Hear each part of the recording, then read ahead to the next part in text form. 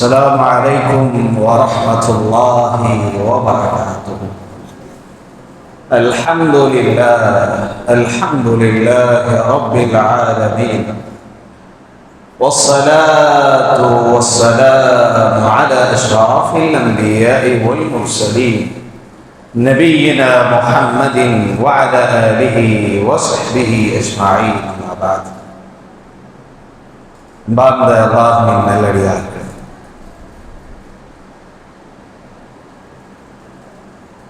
நோன்பினுடைய நன்மை, இரவு தொழுகையினுடைய நன்மை, இவைகளெல்லாம் பரிபூரணமாக அடைந்தோம் என்கின்ற நம்பிக்கையோடு, இந்த நன்மை மட்டும் போதாது, இன்னும் நிறைய நன்மைகள் எங்களுக்கு தேவை என்கின்ற நன்மையின் பால் ஆவல் கொண்ட உங்களை போன்ற அனைத்து சகோதரர்கள் மீது முறைவனது அன்பும் அருளும் கருணையும் கிருபையும் என்றென்றும் நின்று நிலவட்டுமா. அன்பான அல்லாஹ்வின் நல்லடியார்கள், நேற்றைய தினம் உலகத்தில் பலகீனமாக பார்க்கப்படுகிற எல்லா தோற்றமும் கொண்டிருந்த ஒரு மனிதரோடு அன்னலார் ஸல்லல்லாஹு அலைஹி வஸல்லம் எப்படி வாழ்ந்தார்கள் என்பதை குறித்து பார்த்தோம். இன்றைக்கு ஒரு நபித்தோழர், அந்த நபித்தோழருடைய பெயர் மட்டும்தான் குர்ஆனில் நேரடியாக குறிப்பிடப்படுகிறது. வேறு எந்த நபித்தோழருடைய பெயரும் குர்ஆனில் நேரடியாக அவருடைய பெயரை உச்சரிக்கப்பட்டதில் ஓமையா அப்துல்லா இருந்தா அப்துல்லா அப்படி நேரடியாக வரக்கூடிய ஒரு சஹாபியினுடைய வரலாற்றை தான் பார்க்கணும். நபினா ஸல்லல்லாஹு ஆம்பளை பிள்ளை இருந்தா கிடையாது, அப்படிதானே? கிடையாது, ஆம்பளை பிள்ளைகள் கிடையாதுல்ல. அது மருமான் பேரப்பிள்ளை ஹசன் ஹுசைன் இருந்தாங்களா? இருந்தாங்க, ஒஃபாத்தாங்க. இருந்தாங்க, அவங்க பிள்ளைகள் ஒழிஞ்சுவோ ஒஃபாத்தாங்க. ஆனால் ஆம்பளை பிள்ளை இருந்துச்சு. அதோடைய வரலாறு தான் பார்க்கலாம். ஆனால் அது என்ன பிள்ளை அப்படிங்கிறத சொல்லலாம். இந்த ஆம்பளை பிள்ளை பனு கல் அப்படின்னு ஒரு குலத்தை சார்ந்தவர். இவர் என்ன செய்ய போறாருன்னா, இவரோட வீட்டில் ஒரு நாள் கொள்ளையர்கள் கொள்ளை அடிக்க வர்றாங்க, திருட வர்றாங்க. திருட வந்தவங்க பொருளோட சேர்த்து பையனையும் தூக்கிட்டு போயிட்டாங்க. அவர் தான் இவர், அவர்கிட்ட வரலாறு தான் பார்க்க போறோம். கொள்ளை அடிக்க வந்தவங்க பொருளை கொள்ளை அடிச்சுட்டு அந்த பையனையும் சேர்த்து தூக்கிட்டு போயிட்டாங்க. தூக்கிட்டு போய் நம்ம நேற்று ஒரு அடிமையினுடைய சந்தை பேர் பார்த்தோம்ல, அந்த அடிமை சந்தை எங்கட பஜாட நேமே எங்களுக்கு தெரியாதியா. என்னையா நேற்று சொன்ன நினைவு இருக்குமா?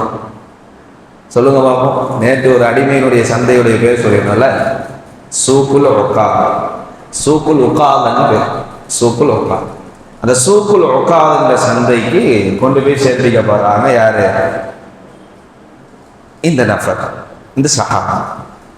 கொண்டு போய் விற்கப்பட்டா சர்க்கஸ்லாம் காட்டி, அப்புறமா ஒரு ஆள் ஹக்கீம் பின் ஹிஷாம் அப்படின்னு ஒரு நபித்தோழர் வாங்கிட்டு போறார். இஸ்லாம் இன்னி வரைக்கும் அந்த சமுதாயத்தில் வரையலை, நபித்துவம் கிடைக்கப்படையில அல்லாஹ்வுடைய தூதர் ஸல்லல்லாஹு அலைஹி வஸல்லம். சூக்குல் உகாதுல ஹக்கீம் பின் ஹிஷாம் யாருன்னு சொன்னா, ரசூல் ஸல்லல்லாஹு அலைஹி வஸல்லம் முதலாவது மனைவி பேர் என்ன? கதீஜா ரலியல்லாஹு அன்ஹா இருக்காங்கல்ல, அவங்களுடைய நெருங்கிய, அதாவது வாப்பாவுடைய சகோதரி தான் கதீஜா ரலியல்லாஹு அன்ஹா. ஹக்கீம் பின் ஹிஷாம் இவர் என்ன செய்யறாருன்னா, அந்த அடிமை சந்தையில ஒரு 400 திர்ஹமை கொடுத்து இந்த பொடியனை வாங்கிட்டு வர்றாங்க. சரியா? வாங்கிட்டு வந்தா மக்கமா நகரத்துல கதீஜா ரலியல்லாஹு அன்ஹாக்கு அன்பளிப்பு கொடுக்கப்பட்டாச்சு. கதீஜா ரலியல்லாஹு அன்ஹா அது வரைக்கும் நபிகள் நாயகம் ஸல்லல்லாஹு அலைஹி வஸல்லம் திருமணம் முடிக்கல.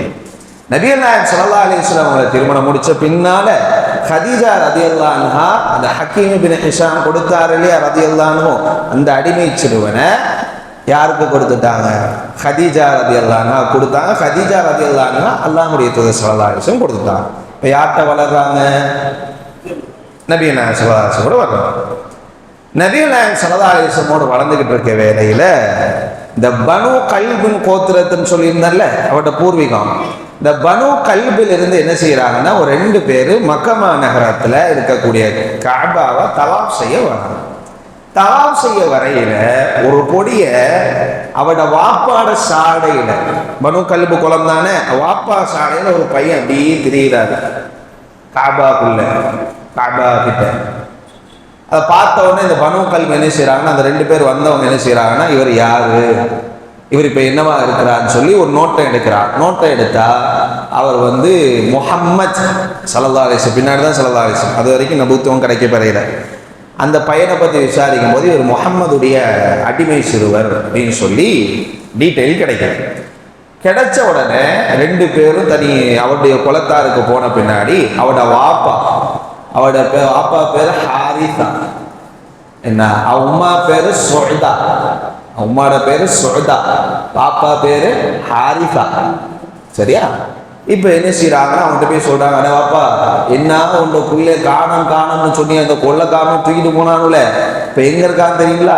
இப்ப மக்கமா நகரத்துல முஹம்மதுன்ற ஒருத்தர்கிட்ட அடிமையா இருக்கிறான், போய் வேணா பார்த்துக்கோங்க அப்படின்னு சொல்லிட்டு போயிட்டாங்க. இவர் என்ன செய்யறாருன்னா, அவரோட சகோதரர் அம்ருன்னு ஒரு சகோதரர், அவரையும் கூப்பிட்டுக்கிட்டு நேரா முஹம்மது ஸல்லல்லாஹு அலைஹி வஸல்லம் சந்திக்க போறாங்க.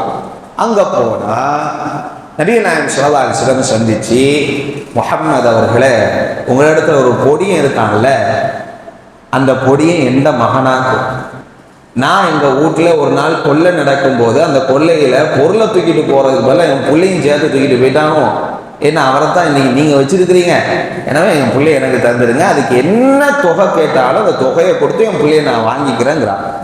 நியாயப்படி என்ன செய்யணும்? கொடுத்துருக்கணும் இல்ல? நபிகள் நாயகம் ஸல்லல்லாஹு அலைஹி வஸல்லம் அந்த நியாயப்படி தான் நடந்துக்கிட்டாங்க. முதல்ல என்ன செஞ்சாங்கன்னா, அந்த அந்த பொடியனை கூப்பிட்டு, அவர் பேரு ஸைத், ஸைத் பின் ஹாரிஸா அவருடைய முழு பேர். பாப்பா ஸைத் இங்க வா, இது உங்க யாரும் தெரியுதாப்பா, இந்த 2 பேர் வந்திருக்காங்களா யாரும் தெரியுதா அப்படின்னு கேட்கிறாங்க. உடனே ஸைத் பின் ஹாரிஸா சொல்றாரு ரலியல்லாஹு அன்ஹு, இது எங்கட வாப்பா ஹாரிஸா, இது எந்த சாச்சா அம்ரு. அப்படியா, சரி சரிம்மா நீ இரு, நான் வா. நபிகள் நாயகம் ஸல்லல்லாஹு அலைஹி வஸல்லம் 2 பேரையும் கூப்பிட்டு வாப்பாட்டையும் சாச்சாட்டையும் சொல்றாங்க, ஒரே ஒரு உடன்படிக்கை, நீங்க பணம் தரேன்னு சொன்னீங்க, எனக்கு பணம்லாம் வேண்டாம், ஆனா ஒரு சின்ன ஒரு பேச்சுவார்த்தை. எப்படின்னு சொன்னா, யார்கிட்ட இருக்கு இந்த ஸைதுக்கு விருப்பம்னு கேட்போம். முஹம்மதாகி என்னிடத்துல இருக்க விருப்பம்னா நீங்க ஒரு அப்ஜெக்ஷன் தெரிவிக்காம அப்படியே பேரும். ஒரு கால் உங்களிடத்துல அவர் வர்றதுன்னு சொன்னா நீங்க அவரை என்ன செஞ்சுக்கலாம், கூட்டு போய்க்கலாம். ஒரு நியாயமான உடன்படிக்கை, பணம்லாம் எனக்கு தர வேண்டாம்.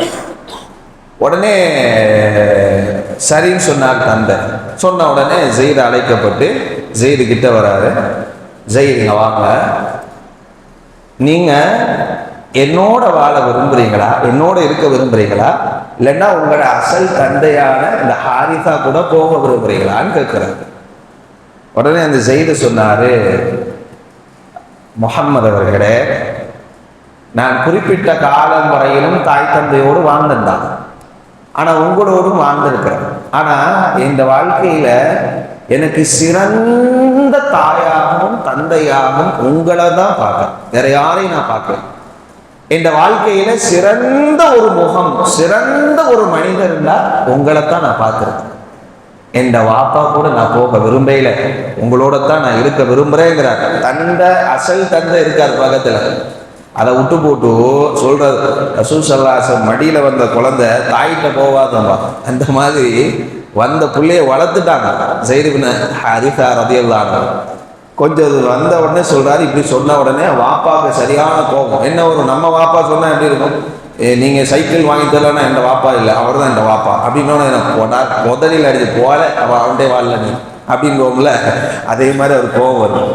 கோபம் தான் சொல்றாரு, எப்பா உனக்கு சுதந்திரமா வாழணும்னு ஆசை இல்லையா, உனக்கு கேடு உண்டாகட்டும், அடிமையா வாழ்றத விரும்புறியா நீ, முஹம்மதுக்கு நீ அடிமையா வாழ விரும்புறியா அப்படின்னு கேட்கிறாரு. உடனே ஸைத் பின் ஹாரிஸா பதில் ஒண்ணுமே சொல்லல.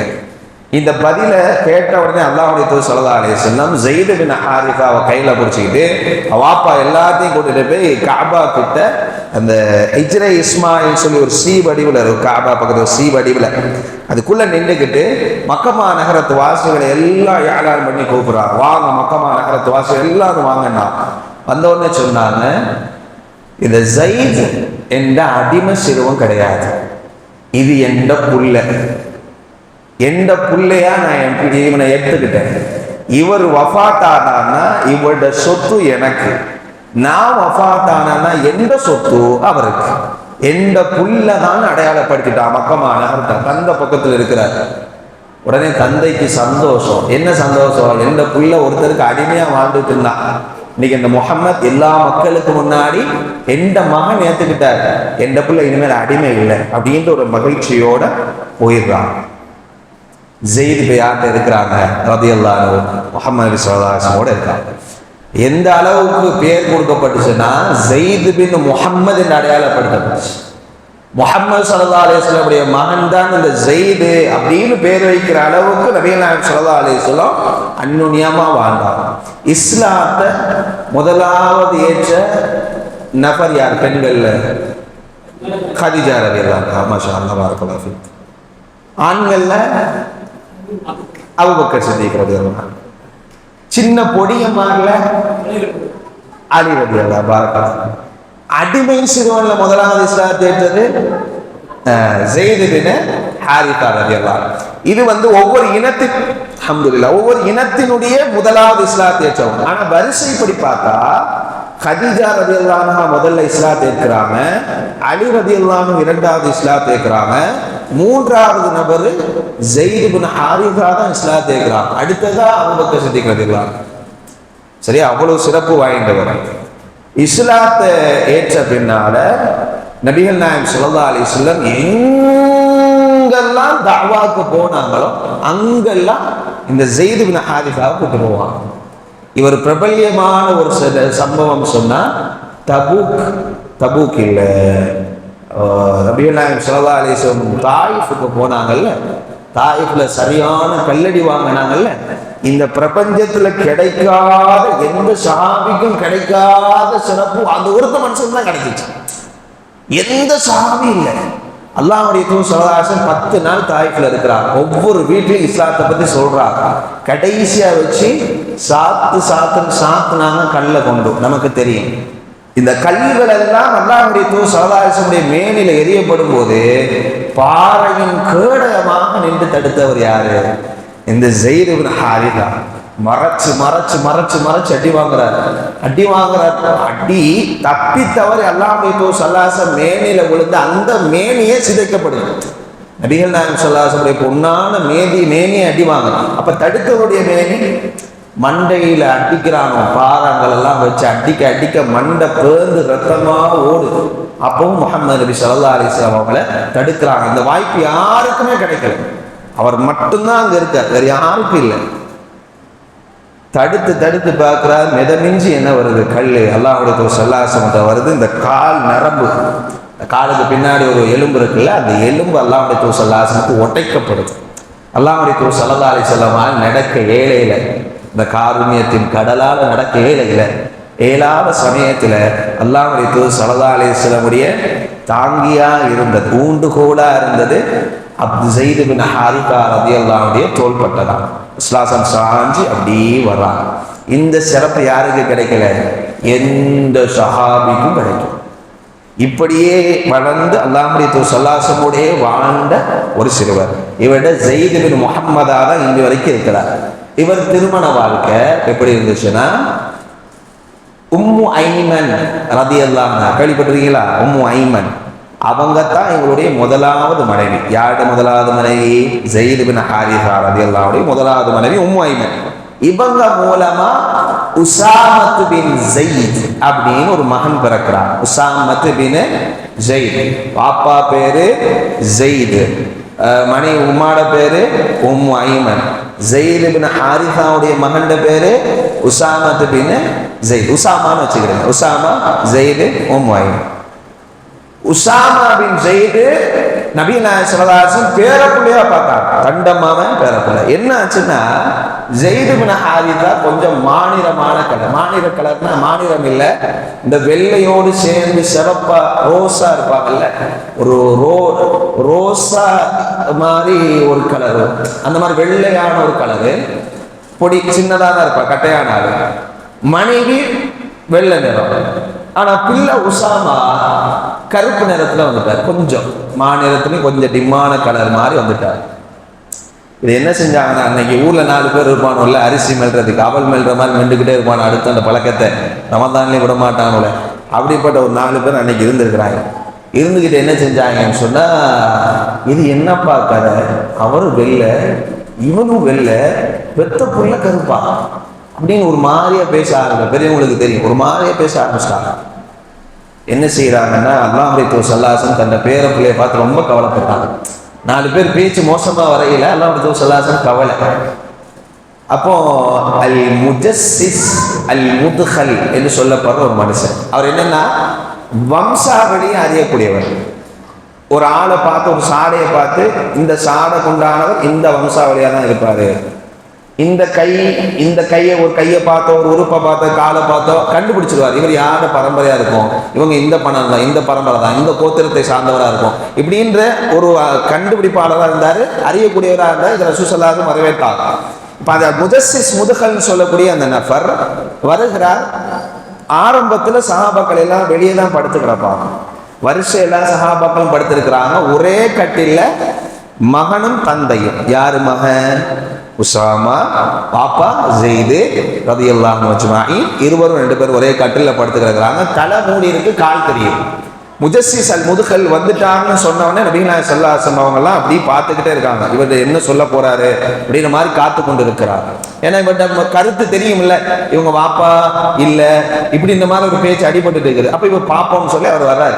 வந்து காலை பார்த்தா, உசாமா காலை பார்த்தார், பிள்ளையோட காலை பார்த்து சொன்னாரு, இந்த கால் இந்த காலிலிருந்து வந்தது, இந்த காலிலிருந்து வந்ததுன்னு சொன்ன மாத்திரத்துல நபிகள் நாயகம் ஸல்லல்லாஹு அலைஹி வஸல்லம் அவங்களுக்கு சரியான சந்தோஷம்.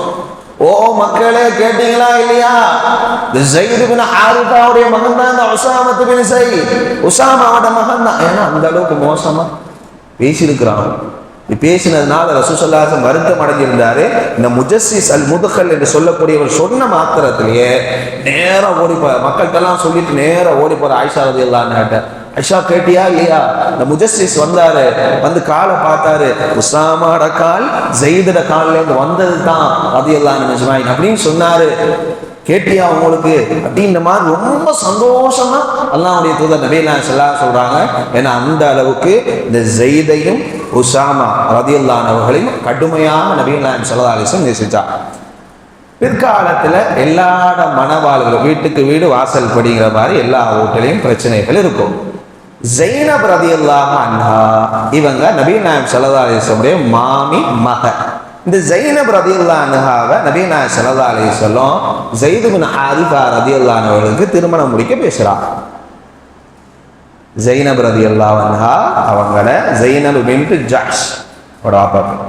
ஸைனப் ரலியல்லாஹு அன்ஹாவை திருமணம் முடிக்க யார்கிட்ட பேசுறாங்க? தண்ட வளர்ப்பு மகனான ஸைத்கிட்ட சொல்றாங்க. ஸைத் அங்கீகரிச்சிட்டாரு. ஆனா ஸைனப் ரலியல்லாஹு அன்ஹா அதை அக்செப்ட் பண்ணல. முதல்ல என்று சொன்னா, நாம வந்து ரசூலுல்லாஹி ஸல்லல்லாஹு அலைஹி வஸல்லம் குடும்பத்தை சார்ந்தவங்க, குறைஷி குலத்தை சார்ந்தவங்க, இவங்க ஏதோ பனு கல்பு வேற குலத்துலேருந்து வந்தவங்க அப்படிங்கிற மாதிரி ஒரு ஏற்கிற மனதில்லாமல் ஸைனப் ரலியல்லாஹு அன்ஹா இருந்தாங்க. அப்போ உடனே குர்ஆன் வசனம் இறங்குது.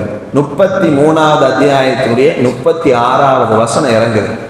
அல்லாஹும் அல்லாஹ்வுடைய தூதரும் ஒன்றை குறித்து முடிவெடுத்து விட்டா அந்த முடிவுல மோமீன்கள் சுய விருப்பம் தெரிவிக்கவோ அந்த முடிவை மாற்றவோ தகுதி இல்லை அப்படின்னு அந்த வசனம் இறங்கின உடனே ஸைனப் ரலியல்லாஹு அன்ஹா கல்பை மாத்திக்கிட்டு நான் அந்த ஸைதை முடிச்சு கொள்றேன்னு ஒப்புக்கொண்டான். 2 பேருக்கு திருமண ஒப்பந்தம் நடைபெற்று திருமணம் முடியுது, வாழ்க்கையை துவங்குறாங்க. என்ன ஆகுதுன்னா, துவங்கின நாள் முதலே பிரச்சனைகள் துவங்க ஆரம்பிக்குது. அவங்க 2 பேருக்கும் மனவாழ்வுல இன்பகரமான சூழல் இல்லை.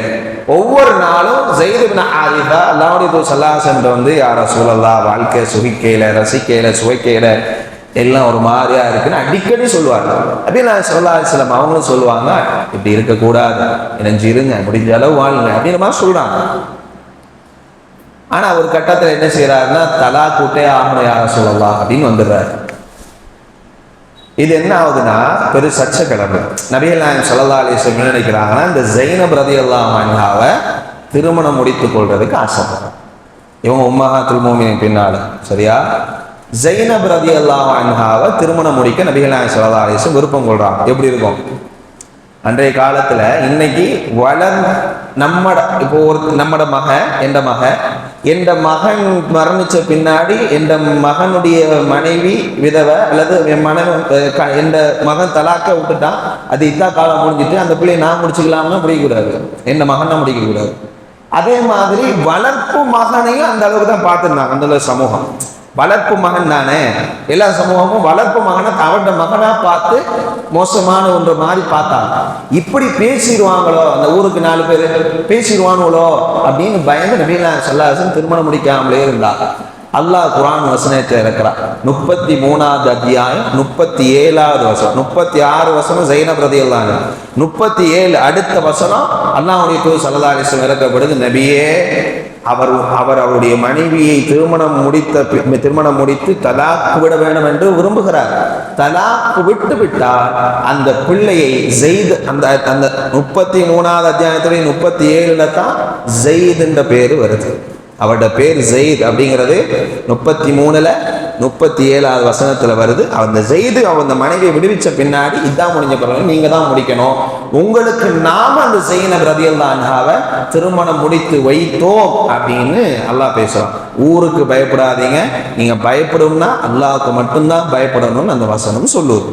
அப்போ இந்த வசனம் இறங்கி நபிகள் நாயகம் ஸல்லல்லாஹு அலைஹி வஸல்லம் ஸைனப் ரலியல்லாஹு அன்ஹாவை முடிக்கிறாங்க. இந்த 2 விஷயம் உடையுது. ஒண்ணு, இந்த ஊர் பழக்க வழக்கம் நேரடியா மார்க்கத்துக்கு முரணா அடிக்கிற மாதிரி வந்தா எதை தூக்கி எரிஞ்சிடணும்? ஊரோட பழக்க வழக்கத்தை தூக்கி எரிஞ்சிடணும். சொல்ல புரியுதா? ஊரோட பழக்க வழக்கம் என்ன வேண்டுமானாலும் இருக்கட்டும், அது குர்ஆன் சுன்னாக்கு நேரடியா மோதுற மாதிரி இருந்தா அது அப்படியே சுருட்டி அந்த ஆக்குல வீசினது. 2வது, வளர்ப்பு மகன் என்றைக்கும் உண்மையான மகனாக ஆக மாட்டான் அப்படிங்கிறதுக்கு 33வது அத்தியாயத்துடைய 40வது வசனம்.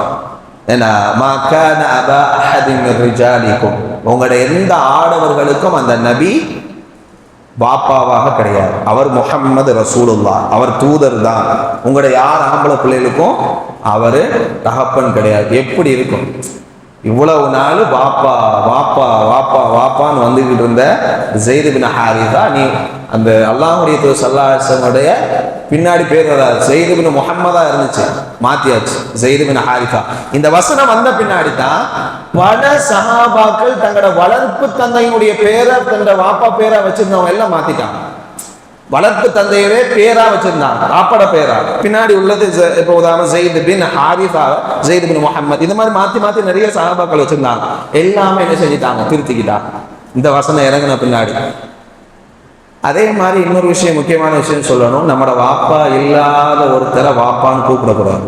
அப்படி கூப்பிட்டா நம்மளோட அமல்கள் அழிக்கப்படும். சஹீஹ் புகாரி முஸ்லிம்ல வரக்கூடிய செய்தி. உணர்ச்சி பூர்வமா பெரிய தந்தை சின்ன தந்தை கூப்பிடுறது பிரச்சனை இல்லை, எந்த வாப்பா மாதிரி உங்களை நான் பார்க்குறேன், எந்த வாப்பாவா பார்க்குறேன் அப்படின்னு ஒரு ஆளை சொன்னா நம்மளோட அமல்கள் அழிக்கப்படும். என்ன அமல் செஞ்சாலும் அழிக்கப்படும். நம்ம சால்ட்ட கூப்பிட்றவங்கள வேற எங்க வாப்பா ஃப்ரெண்டோட வாப்பாவெல்லாம் வாப்பா வாங்க போங்க, இந்த முறைமையில கூப்பிட கூப்பிட கூப்பிட என்ன ஆகும்னா அந்த வீட்டில் இருக்கிற பொம்பளை பிள்ளையோ நம்ம ஏதோ மகரம் மாதிரி ஆயிடும். நமக்கு மகரம் இல்லை, அது மேட்ச் திருமணம் முடிச்சு கொள்ளலாம்.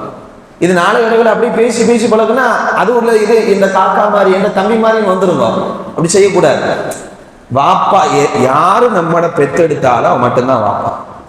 மற்றவங்கள சும்மா வாப்பா எங்கட வாப்பா மாதிரி எந்த வாப்பா மாதிரி வாப்பாட வாப்பாட காக்காவை தம்பியை பெரிய தந்தை சின்ன தந்தைன்னு கூப்பிட்டு கொள்றத பிரச்சனை இல்லை. அசல் வாப்பா மாதிரி இன்னொரு ஆளை கூப்பிடக்கூடாது.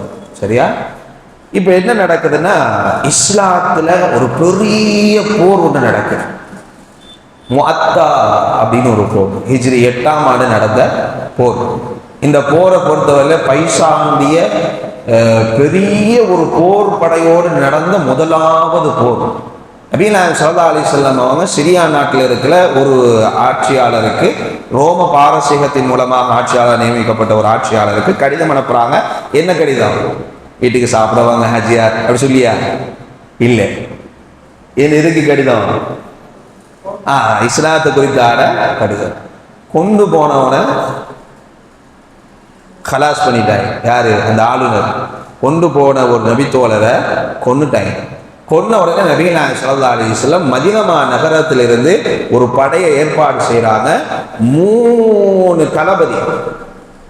மூணு தளபதி ஸெய்த் பின் ஹாரிஸா, அப்புறமா அப்துல்லாஹ் பின் ரவாஹா, அப்புறமா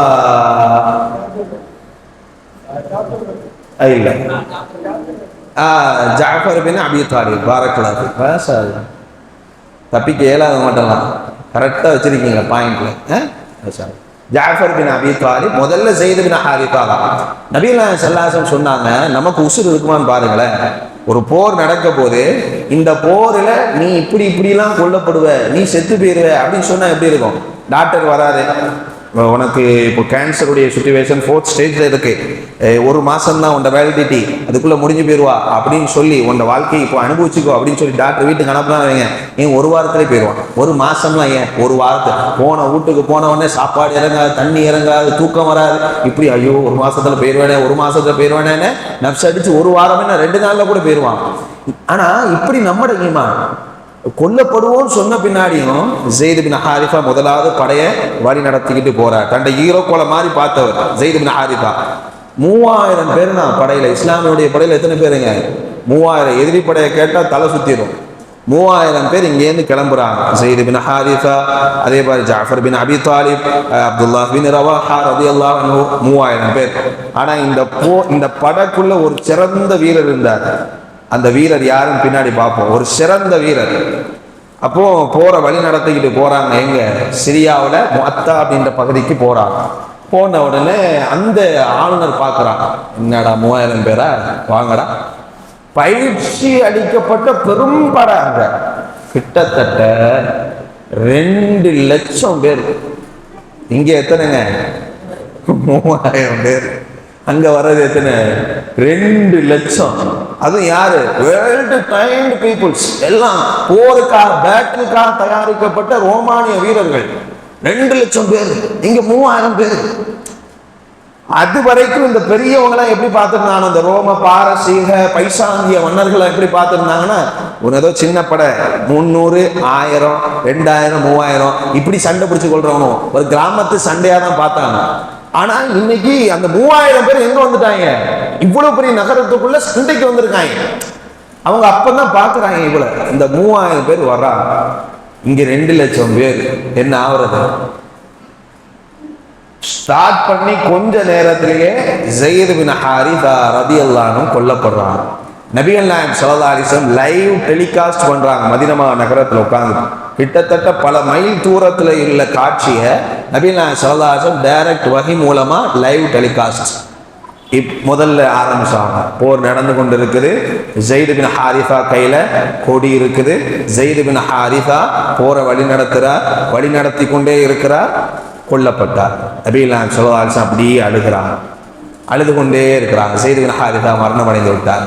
அடுத்ததாக ஜாஃபர் பின் அபி தாலிப் அந்த தளபதிக்குண்டான கொடியை எடுத்தார். போரை வழிநடத்தி கொண்டிருக்கிறார். அப்படியே சொல்லிக்கிட்டே இருக்கும்போது கொல்லப்பட்டு விட்டார். கொடி கீழே விழப்பட்டது. அடுத்ததாக அப்துல்லாஹ் பின் ரவாஹா ரலியல்லாஹு அன்ஹு தான் மோட்டிவேஷன் ஸ்பீச்லாம் கொடுக்குறாங்க. 3000 பேர், 2 லட்சம் பேரை பார்த்தோம் திணறிட்டாங்க. அல்லாஹ் 2 லட்சம் பேரா? அப்ப அப்துல்லாஹ் பின் ரவாஹா சொன்னார், நாம ஆள் பலத்தினாலோ அல்லது நம்முடைய வீர பலத்தினாலோ அல்லது நம்முடைய ஆட்களுடைய எண்ணிக்கையினால என்னைக்கும் போர்ல வெற்றி அடைஞ்சதில்லை. அல்லாஹ்வுடைய தௌஃபீக்கை வச்சு மட்டும்தான் வெற்றி அடைஞ்சிருக்கிறோம். எனவே அல்லாஹ் நமக்கு தௌஃபீக்கை வைத்திருந்தா, நாட்டம் நாடினா நம்மளை வெற்றி அடைய செய்வான். நம்மளோட வேலை போர் பண்றதுதான், பின்னோக்கி ஓடுறதில்லை அப்படின்ற மாதிரி ஒரு வீர உரையை, பெருமுறையை ஆற்றார். இந்த அப்துல்லாஹ் பின் ரவாஹா 3வது தளபதியாக கொடியை தூக்கிவிட்டார். போரை வழி நடத்தி கொண்டிருக்கிறார். ஷஹீதாக்கப்பட்டார். எல்லோரும் கொடி ஏண்டா? கொடி சாதாரண விஷயம் கிடையாது. இந்த கொடியை மேலே ஏந்தி இருந்தாதான் தெரியும் மற்ற படை வீரர்களுக்கு தளபதி ஹயாத்தா இருக்கிறார்.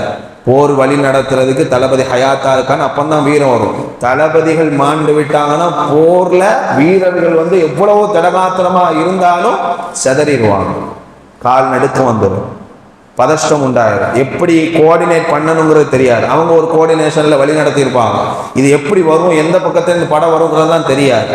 அப்போ 3 தளபதியும் கொல்லப்படுறாங்க. எப்படி இருக்கும்?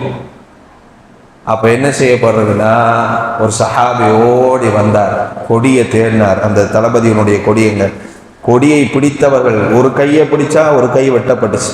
விருப்பம் போல கொண்டாங்க. ஏன்னா 2,03,000 பேர் விருப்பம் போல, இஷ்டம் போல. இந்த கையில கொடியை பிடிச்சா இந்த கை வெட்டு, இந்த கையில கொடி பிடிச்சா இந்த கையில வெட்டு. எவ்வளவோ முயற்சி பண்ணிலாம் அந்த கொடியை நிப்பாட்ட பார்த்தாங்க, கொல்லதான் பட்டாங்க கொடூரமா. ஒரு நபித்தோழர் அந்த கொடியை எடுத்தார், முஸ்லிம்களுடைய படையை பிளந்துக்கிட்டு போறார். உள்ளக்க போய் தேடி ஒருத்தரை தேடிக்கிட்டே இருக்கார். ஒருத்தர் இருந்தார். நபிநாயகம் ஸல்லல்லாஹு அலைஹி வஸல்லம் அந்த வரலாறு அப்படி லைவ் டெலிகாஸ்ட் பண்றாங்க.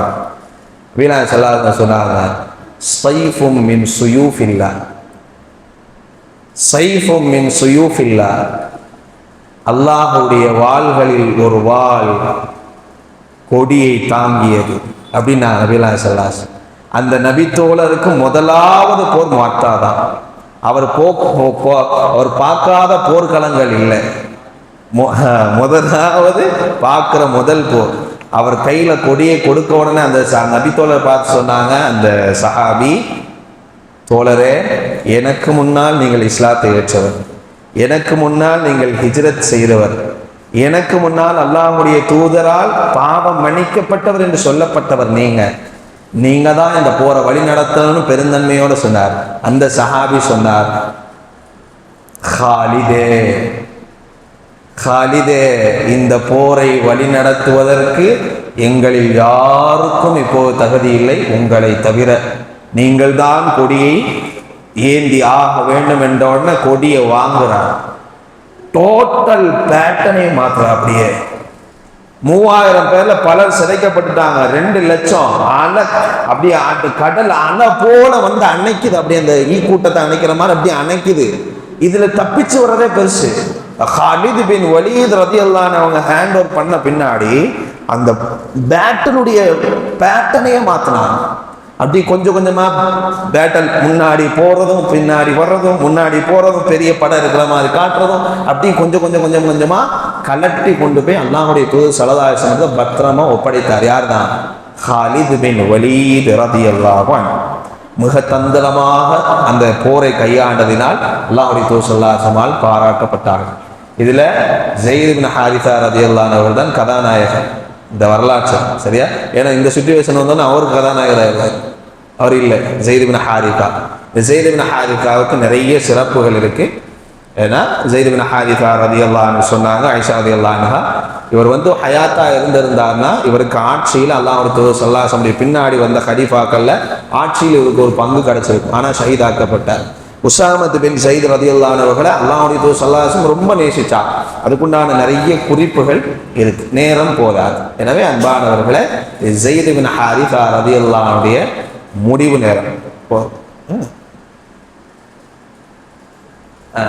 ஸைத் பின் ஹாரிஸா ரலியல்லாஹு அன்ஹுடைய முடிவு இப்படியாகத்தான் என்ன செய்யப்பட்டது, அமைய பெற்றது. இன்ஷா அல்லாஹ் நாளைக்கு எந்த வரலாறு பார்க்கலாம்?